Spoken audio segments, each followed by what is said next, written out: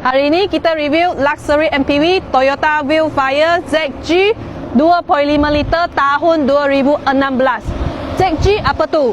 That means ada 2 power door, 1 power boot, lagi ada sunroof, yang penting sekali ada pilot seat. Jom kita review dia punya condition. Sini dia punya cat memang original, color pure white. Lagi sini dia punya lampu 2 layer punya design. Ada lagi fog lamp, original sport rim 18 inci. Kita ni ada power boot lagi.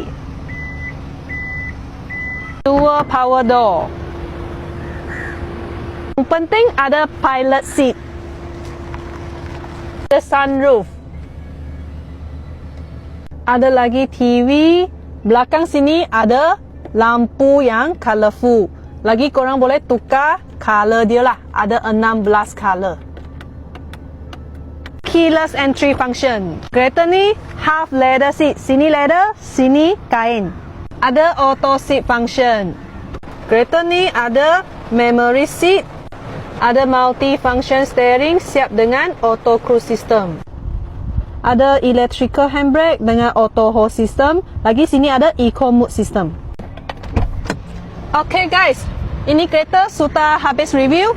Kalau sesiapa yang ada minat, cepat kontak saya. Dan jangan lupa follow, like dengan share saya punya video. Jumpa next video lagi. Bye bye.